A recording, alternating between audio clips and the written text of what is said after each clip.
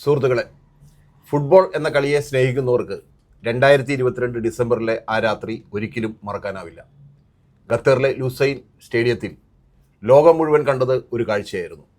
ലോകകപ്പ് ട്രോഫിയെ ഒരു കുഞ്ഞിനെ പോലെ നെഞ്ചോട് ചേർത്ത് പിടിച്ചുകൊണ്ട് നിൽക്കുന്ന ലയണൽ മെസ്സി, വർഷങ്ങളോളം ലോകകപ്പിനായി പോരാടിയ ഒരു മഹാനായ കളിക്കാരൻ്റെ സ്വപ്ന സാക്ഷാത്കാര നിമിഷം. ക്ലബ് ഫുട്ബോളിൽ എല്ലാം നേടിയിട്ടും ലോകകപ്പ് മാത്രം കൈവിട്ടുപോയിരുന്നു. എന്നാൽ 2022 ഫുട്ബോൾ ദൈവങ്ങൾ ഒടുവിൽ മെസ്സിക്ക് അർഹിച്ച സമ്മാനം നൽകി. ലോകകപ്പ് വെറും ഒരു ടൂർണമെൻ്റ് അല്ല, ഒരു കളിക്കാരൻ്റെ മഹത്വം അളക്കുന്ന ഏറ്റവും വലിയ വേദിയാണ്. ഈ വേദിയിൽ ചില താരങ്ങൾ ചരിത്രം സൃഷ്ടിച്ചു. അവരിൽ ഒന്നാമനായി നിൽക്കുന്നത് പെലെയാണ്. 1958 വെറും 17-ാം വയസ്സിൽ ലോകകപ്പിനെ കീഴടക്കിയ അത്ഭുത ബാലൻ. സ്വീഡനെതിരെ ഫൈനലിൽ 2 ഗോൾ നേടി ബ്രസീലിനെ ലോക ചാമ്പ്യന്മാരാക്കിയ പെലെ പിന്നീട് 1962-ലും 70-ലും ലോകകപ്പ് നേടി. 3 ലോകകപ്പ് നേടിയ ഏക കളിക്കാരൻ ഇന്നും പെലെയാണ്. പെലെയുടെ കാലഘട്ടം കഴിഞ്ഞപ്പോൾ ലോകം കണ്ടത് മറ്റൊരു വിപ്ലവമായിരുന്നു. നെതർലൻഡ്സിൻ്റെ ജോഹാൻ ക്രൈഫ്, ജർമ്മനിയുടെ ഫ്രാൻസ് ബെക്കൻബോവർ, ഫുട്ബോൾ കളിക്കുന്ന രീതിയെ തന്നെ മാറ്റിമറിച്ച മഹാന്മാർ. ക്രൈഫ് ലോകകപ്പ് നേടിയില്ലെങ്കിലും ആധുനിക ഫുട്ബോളിൻ്റെ തത്വചിന്തയെ രൂപപ്പെടുത്തിയ വ്യക്തിയാണ്. റൊണാൾഡോ നസാറിയോ, ബ്രസീൽ 2002 ലോകകപ്പിലെ ടോപ്പ് സ്കോറർ, ലോകകപ്പ് ചരിത്രത്തിലെ മികച്ച സ്ട്രൈക്കർമാരിൽ ഒരാൾ.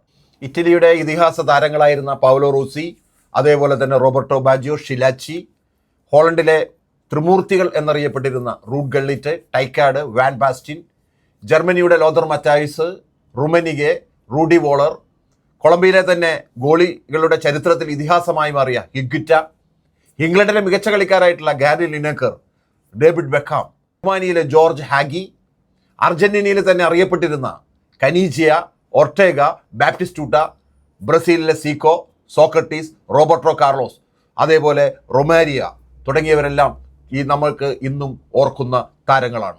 ലോകകപ്പ് ചരിത്രത്തിൽ ഏറ്റവും കൂടുതൽ ഗോൾ നേടിയ 16 ഗോൾ നേടിയ ജർമ്മനിയുടെ ക്ലോസൈൻ.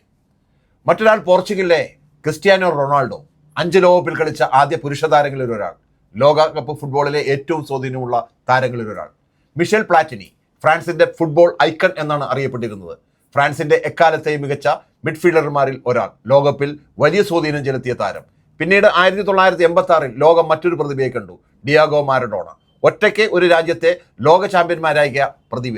അർജന്റീനയ്ക്ക് അദ്ദേഹം നടത്തിയ പ്രകടനം ഇന്നും ലോകകപ്പ് ചരിത്രത്തിലെ മികച്ച വ്യക്തിഗത പ്രകടനങ്ങളിൽ ഒന്നായിരുന്നു. ഹാൻഡ് ഓഫ് ഗോൾ മുതൽ ഇംഗ്ലണ്ടിന് നേടിയ അത്ഭുത ഗോൾ വരെ മാരഡോണ ഒരു ഇതിഹാസമായി മാറി.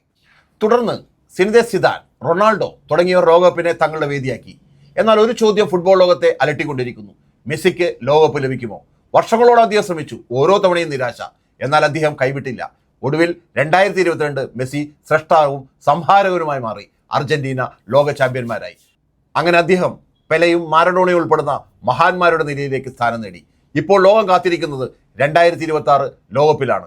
അമേരിക്ക, മെക്സിക്കോ, കാനഡ എന്നീ രാജ്യങ്ങൾ ചേർന്നാണ് ലോകകപ്പ് സംഘടിപ്പിക്കുന്നത്. മെസ്സി വീണ്ടും അവിടെ ഉണ്ടാകും. അദ്ദേഹത്തിന്റെ 6ാമത്തെ ലോകകപ്പ്. എന്നാൽ ഇത്തവണ ശ്രദ്ധാകേന്ദ്രം മെസ്സി മാത്രമല്ല. ഫ്രാൻസിന്റെ കിലിയൻ എംബാപ്പെ, ഇംഗ്ലണ്ടിന്റെ ഹാരി കെയ്ൻ, നോർവേയുടെ എർലിംഗ് ഹാലാൻഡ്, അതേപോലെ തന്നെ സ്പെയിനിന്റെ ലാമിൻ യമാൽ, ഇവരൊക്കെയും ലോകകപ്പിന്റെ അടുത്ത നായകനാവാൻ തയ്യാറെടുക്കുകയാണ്. അതിൽ ഏറ്റവും കൂടുതൽ ശ്രദ്ധ നേടുന്നത് ലാമിൻ യമാലാണ്. 17-ാം വയസ്സിൽ യൂറോ കപ്പ് നേടിയ ഈ സ്പാനിഷ് അത്ഭുതവാനെ പലരും പുതിയ മെസ്സി എന്ന് വിശേഷിക്കപ്പെടുന്നു.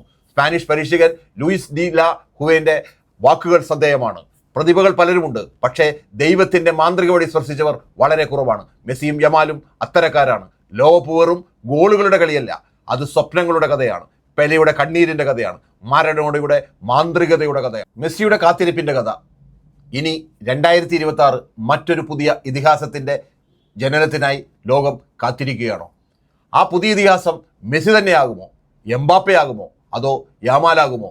ഉത്തരത്തിന് വേണ്ടി നാം കാത്തിരിക്കാം.